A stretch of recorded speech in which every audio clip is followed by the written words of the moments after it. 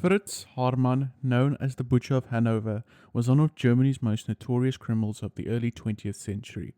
His crimes sent shockwaves through the nation, leaving behind a dark legacy that continues to fascinate and horrify historians and true crime enthusiasts alike. With a chilling modus operandi and a disturbing connection to the authorities, Haarmann's case remains one of the most unsettling in criminal history. But what sets him truly apart was not just the nature of his crimes, but the shocking details that would later emerge.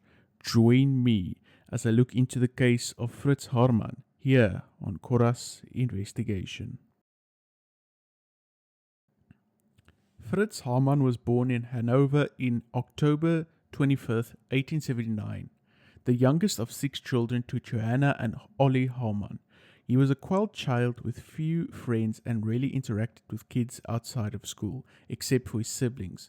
From a young age, Haarmann showed effeminate behavior, preferring to play with his sister's dolls and wearing their clothes. He developed a love for needlework and cooking and had a clothes, which spoiled his relationship with his mother.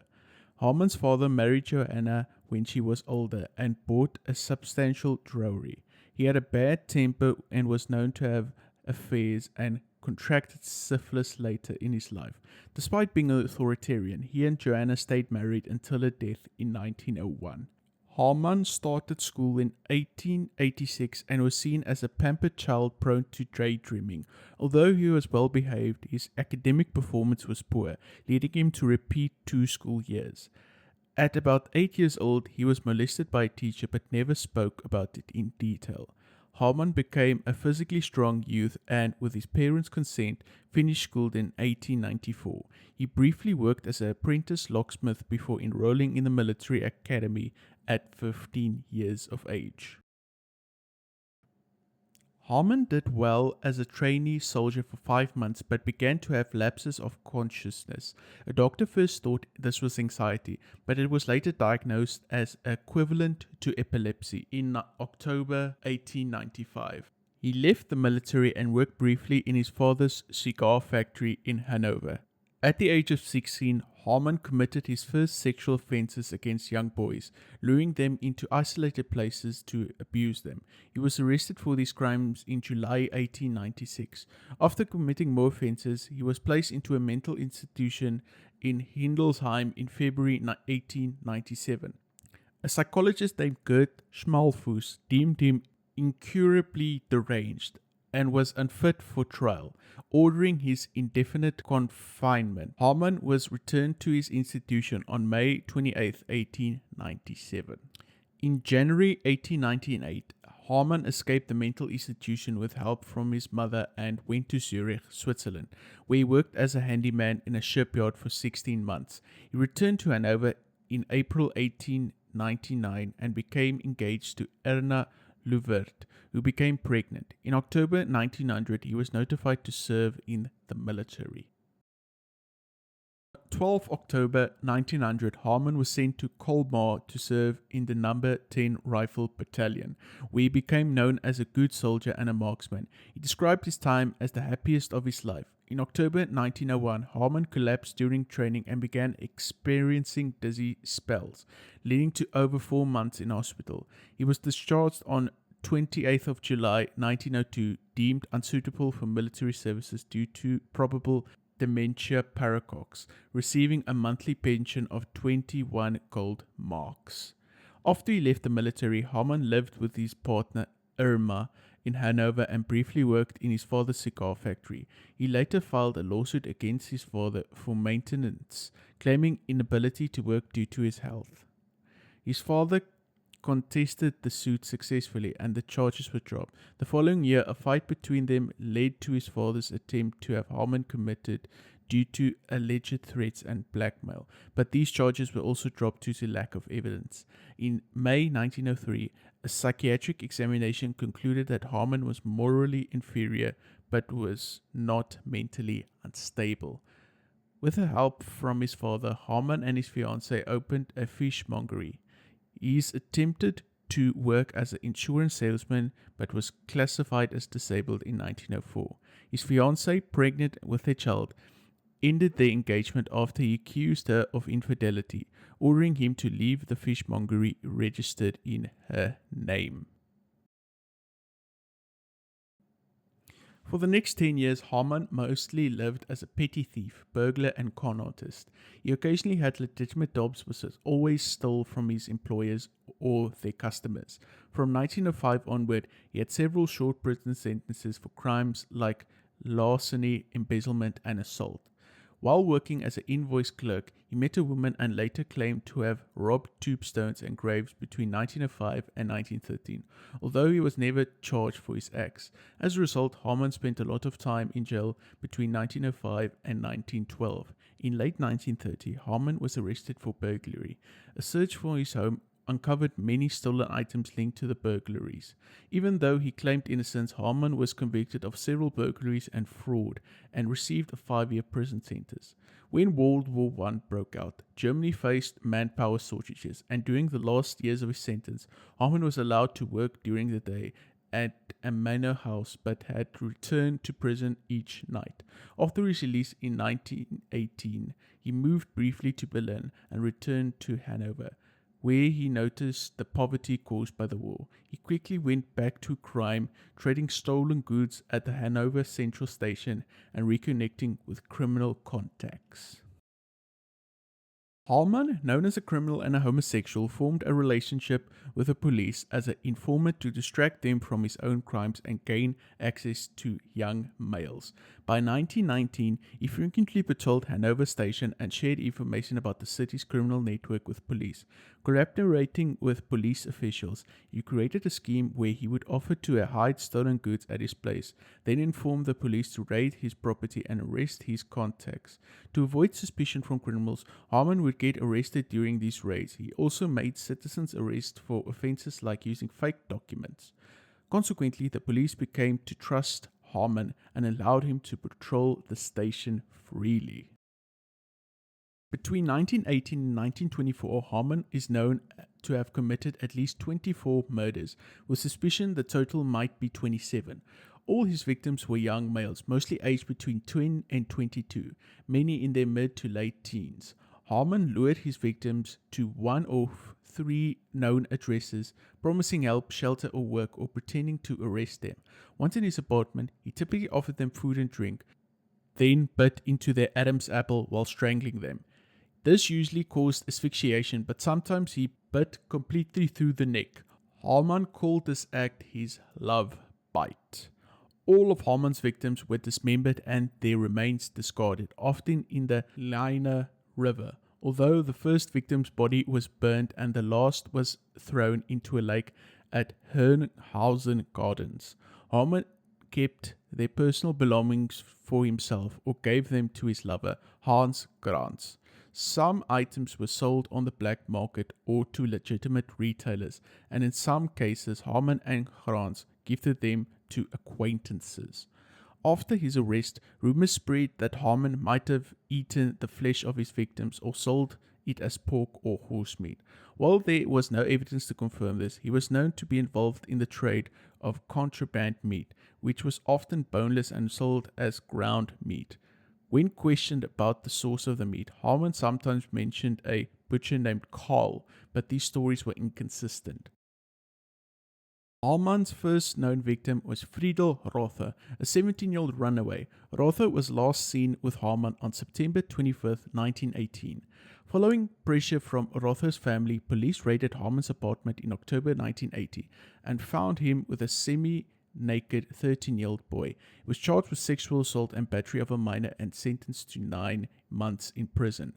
Haarmann later claimed Rother's head was hidden behind the stove wrapped in a newspaper. Haarmann did not serve his sentence in 1990. In October of that year, he met an 18-year-old named Hans Grans, who had been homeless after fighting with his father in Berlin. Grans had survived by selling old clothes around Hanover Station before he met Haarmann. Grans told police that he initiated contact with Haarmann for prostitution, having learned of Haarmann's sexual orientation from others. Haarmann, however, claimed to see Grant as a son figure and said he helped him out of a difficult situation. Soon after they met, Grant moved in with Haarmann, becoming his lover and accomplice. Haarmann expressed that he was infatuated with Grant but realized that Grant often manipulated and mocked him. Despite their disputes, Haarmann wanted Grant's companionship and affection. Haarmann served a 9-month prison sentence from March to December 1920. After his release, he regained police trust and became an informer again, initially staying at a hotel. He and Grant later moved with a middle-class family. Haarmann was found a vacant ground floor apartment at 8 Nieuwe Strasse after he rented for storage but moved in with Grant in July 1st, 1921. Haarmann's later victims were mainly young male commuters, runaways or sometimes male prostitutes, often found near Hanover Central Railway Station. His second known murder happened on 12 February 1923 when he killed a 17-year-old pianist Fritz Haarmann, whom he had met at the station and lured to his home. Haarmann introduced Franke to Hans Grant and 2 women. After the murder, Grant reportedly saw Franke's body and asked Haarmann, "When shall I come back again?" On March 20th, 1923, Haarmann met a 70-year-old Willem Schulze at Hanover Station, but no remains of Schulze was ever found, though he had owned belongings in Haarmann's landlady's possession when Haarmann was arrested. 2 more known victims, 16-year-old Ronald Hug, disappeared on 23rd of May, and a 90-year-old Hans Sonneveld, who went missing on 31st of May. Haarmann was identified as wearing Sonneveld's yellow overcoat after his death. On 9th of June 1923, Haarmann moved to a single-room attic apartment. Shortly after, on 25th of June, 30-year-old Ernst Ehrenberg vanished while running an errand for his father. His belongings were later found in Haarmann's apartment. On 24 August, 18-year-old Heinrich Strauss was reportedly missing. Many of his items were also recovered from Haarmann. This murder was followed by 17-year-old Paul Broniszewski's disappearance in September, who had likely met Haarmann after leaving a train in Hanover. Broniszewski's belongings were later discovered with Haarmann.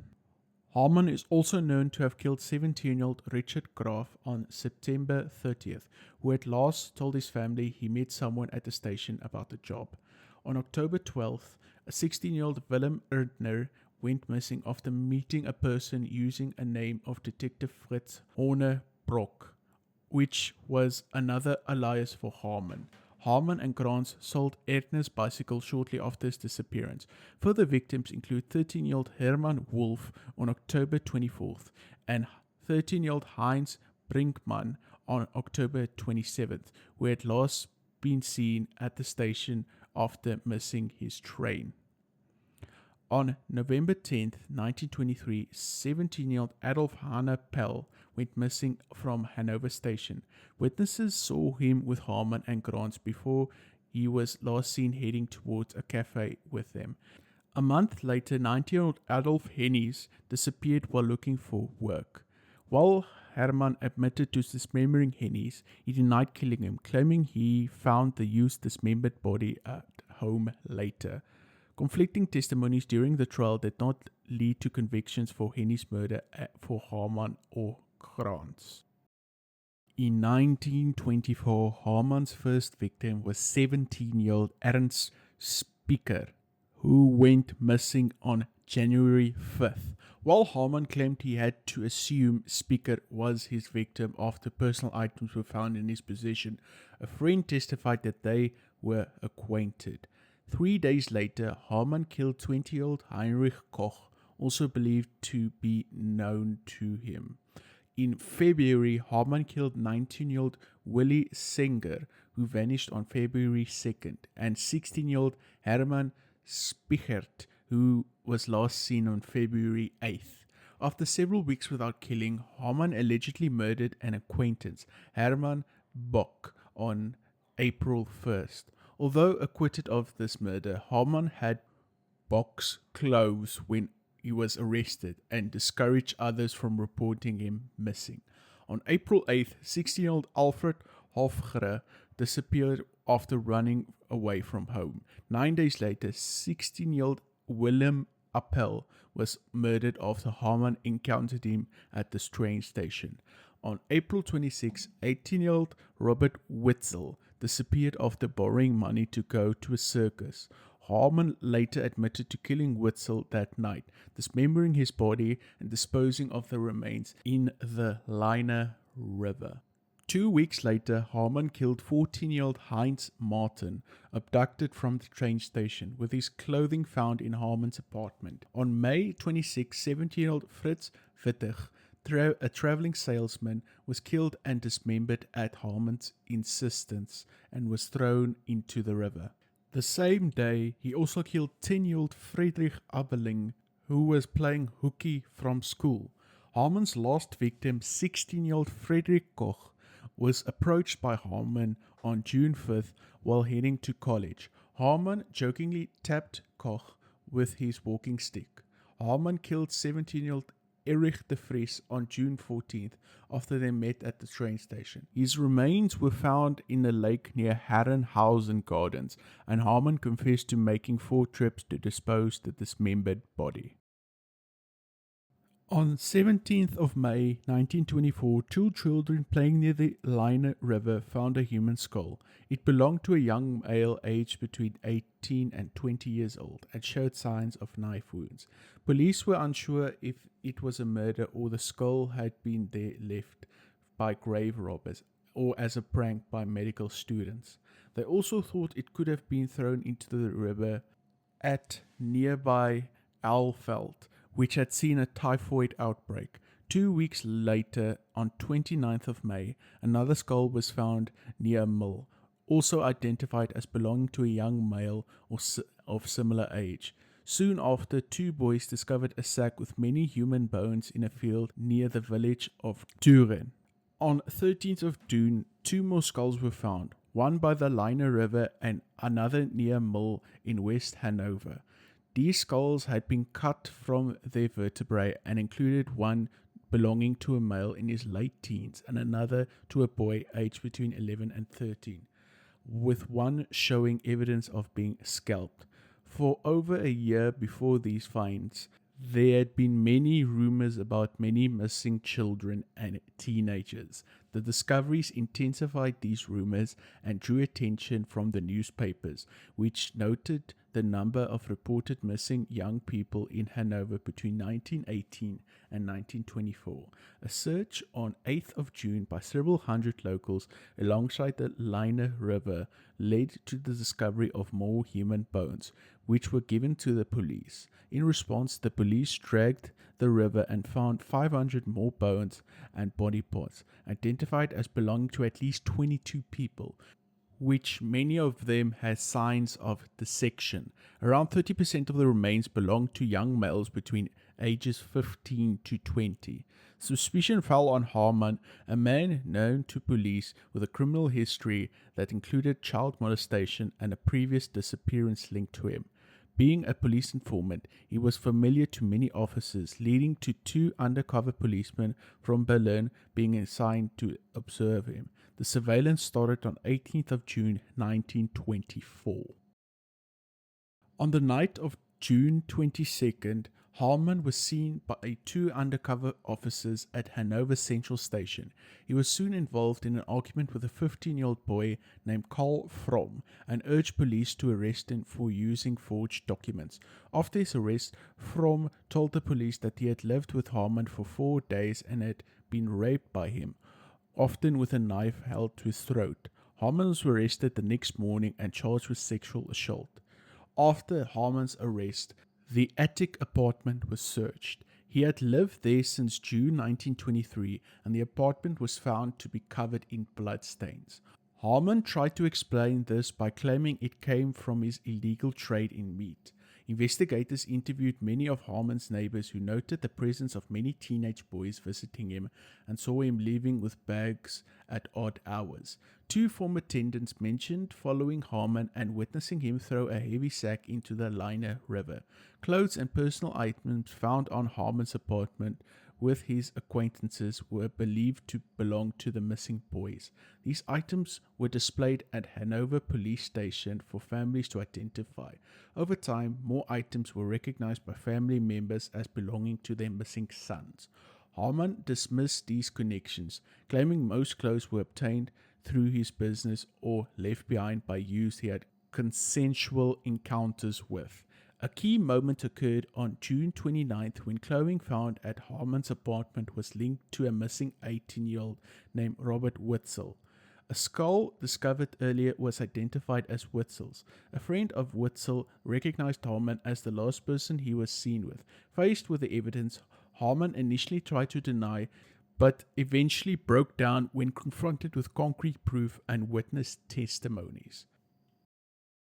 Faced with new evidence and pressure from his sister, Haarmann confessed to raping, killing, and dismembering many young men from 1918 to 1924. He initially described his actions as driven by rabid sexual passion. Haarmann claimed he had never intended to kill, but felt an overpowering urge to bite into his victims' Adam's apples, often collapsing on their bodies afterward. Only one intended victim escaped and did not report the incident to the police. After killing his victims, Haarmann dismembered their bodies, starting after he found this act very unpleasant. He claimed he had an ordeal that left him ill for days after his first murder. However, he believed that the thrill of the murder was stronger than his horror at dismemberment, which could take up to 2 days to complete. To prepare for the dismemberment, Haarmann would drink strong black coffee, cover the victim's face with cloth, and remove the intestines, placing them in a bucket. He soaked up the blood with a towel from the abdominal cavity. Haarmann would make cuts between the ribs and shoulders, break the bones, remove the heart, lungs, and kidneys, placing them in the same bucket as the intestines. He would then sever the limbs and pare the flesh from the body, disposing of it in a toilet or a river nearby. The last part he dismembered was the head. After removing it, he used a kitchen knife to strip the flesh and wrapped the skull in rags, placing it on a straw and smashing it with an axe to access the brain, which he also discarded in a bucket alongside the chopped bones. Haarmann insisted that none of the skulls were found in the river belonged to his victims and claimed that forensic identification of one skull was incorrect. Although he said that the murders were not planned, evidence suggested otherwise. Investigators found that Haarmann had made excuses for his victims' disappearances and discouraged their acquaintances from reporting them as missing. He confessed only to murders with existing evidence against them. When asked about the number of victims, Haarmann stated it was between 50 and 70, while the police linked him to 27 disappearances. He was charged with those 27 murders, some allegedly committed at instance of Hans Grants, who was also arrested shortly after. Haarmann underwent a psychological evaluation and was deemed fit to stand trial on September 1924. The trial of Fritz Haarmann and Hans Grants started on December 4, 1924. Haarmann faced charges for the murders of 27 boys and young men who went missing from September 1918 to 1924. He admitted guilt in 14 of these cases, while claiming uncertainty about the remaining 13 victims. Grants pleaded not guilty to being an associate to the murder in several instances. Initially, the courtroom was open to the public, but by the third day, the judges banned spectators due to the disturbing nature of the testimonies. The trial was one of the first significant media events in Germany, receiving extensive coverage from international press and described as one of the most shocking cases in German criminal history. Haarmann was given various sensational nicknames by the media, such as the Butcher of Hanover or the Vampire of Hanover. Although he denied planning the murders and claimed to not understand why he committed them, he confessed to killing 14 victims and selling many of their belongings. He denied selling any body parts as meat, and the medical expert later confirmed that none of the meat was found in his apartment was human. When showed photographs of his victims, Haarmann often appeared in different and claimed not to recognize their faces. However, in instances where the victim's clothing or belongings were found with him, he casually commented about probably killing them. He acknowledged, for example, that he assumed he killed a victim named Fritz Haarmann, but did not remember his face. During the trial, several pieces of evidence were presented, including 285 skeletal remains from the Liner River, found to belong to young men under 20. Haarmann was dismissive about these skulls and claimed he had smashed most of his victims' skulls and only discarded one intact skull into the river. Witnesses testified to the prosecution, reporting that they had brought meat from Haarmann and had seen him with packages leaving his apartment but rarely saw him return with them. His landlady recounted how he would boil meat and strain fat into bottles, while another neighbor noted his unusual number of young boys entering Haarmann's apartment without leaving. Some speculated he might be selling them to the Foreign Legion, while another neighbor claimed to have seen Haarmann dispose of a bag of bones into the river. Two women testified that they had once seen what appeared to be a human mouth boiling in Haarmann's apartment. But when they reported it, the police suggested it was likely a pig's snout. By the second week of the trial, testimony revealed how much the police knew about Haarmann's crimes after his 1918 release from prison. The police apparently never suspected him in the case of missing boys and young men in Hanover during 1923 and 1924, despite some victims being seen with him and his long criminal record. The trial lasted just under 2 weeks, during which 190 witnesses gave testimony. On December 19, 1924, the court sentenced both defendants. Haarmann was found sane and guilty of 24 out of the 27 murders, receiving a death sentence by beheading. He denied 3 murders and accepted the verdict, stating he would go to the execution block joyfully. Grants became hysterical when he was found guilty of inciting murder and was also sentenced to death for the murder of Adolf Hannepel. Additionally, he received a 12-year prison sentence for being an associate to murder for Fritz Haarmann. Witnesses testified that they saw Grants with Haarmann pointing towards Hannepel. Haarmann claimed he committed this murder at Grants' insistence, leading to Grants' death sentence. For Wittig, police discovered a note from Haarmann signed by both men, indicating Grants' knowledge of Wittig's disappearance. Grants' involvement earned him the accessory charge.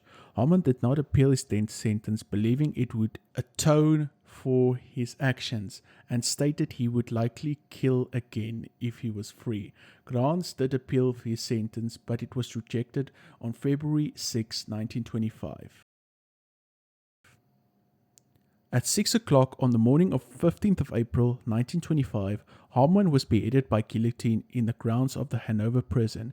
His executioner was Graul Kroppler. Haarmann learned from his execution date only the evening before. He spent this time in prayer with his pastor and requested a cigar and a Brazilian coffee in his cell as his final wishes. No press attended the execution, and only a few witnesses were present. Although he appeared pale and nervous, Haarmann showed bravado as he walked to the guillotine. His last words were, "I am guilty, gentlemen, but hard though it may be, I want to die as a man.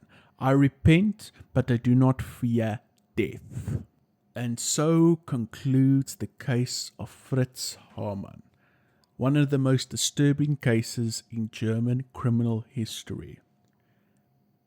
But yeah, ladies and gentlemen, that's going to do it. Thank you so much for watching this video. It's one of my most disturbing videos up to date, as seen by the information. But yeah, hope you guys enjoyed it. Next week, I'm going to do a compilation of the best European cases that I did on this channel, so do be sure to check that out. But yeah, thank you so much to everybody for joining. I hope you all enjoyed it. Thank you so much. But until the next time, peace and cheers.